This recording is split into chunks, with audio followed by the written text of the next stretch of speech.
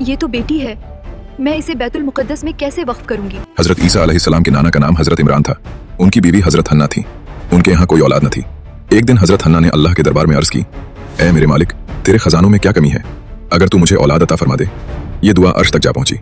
हजरत हन्ना ने मन्नत भी मानी, ऐ अल्लाह, जो मेरे हमल में है मैं उसे तेरे घर बैतुल मुकद्दस के लिए वक्फ करती हूँ। बच्चे की पैदाइश से पहले ही हजरत इमरान का इंतकाल हो गया।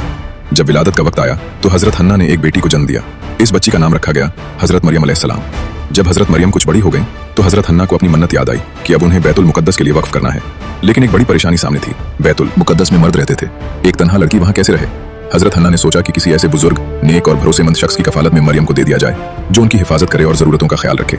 इसी फैसले के साथ हजरत हन्ना बैतुल मुकद्दस पहुंची और अहबार से कहा, मैंने मन्नत मानी थी कि अगर मुझे औलाद मिली तो मैं उसे मस्जिद के लिए वक्फ करूंगी।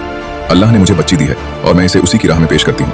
चूंकि हजरत मरियम उनके इमाम की बेटी थी और उनका खानदान बनी इसराइल का बहुत ऊंचा और शरीफ खानदान था, इसलिए कुल 27 अहबार ने उनकी कफालत लेने की ख्वाहिश जाहिर की। हजरत ज़करिया अलैहिस्सलाम ने फरमाया, मैं मरियम का खालू हूँ, इसलिए सबसे ज्यादा हकदार मैं हूँ। आखिरकार तय हुआ कि कुरा डाली जाए। जब कुरा डाली गई तो अल्लाह के हुक्म से हजरत ज़करिया का नाम निकला और आप हजरत मरियम के जिम्मेदार बना दिए गए। उस वक्त हजरत ज़करिया की उम्र 120 साल थी और उनकी बीवी की उम्र 100 साल। आपके यहाँ कोई औलाद न थी और आपकी बीवी बांझ थी। हजरत ज़करिया ने बैतुल मुकद्दस में मेहराब के पास एक कमरा बनवाया और उसमें हजरत मरियम को रखा।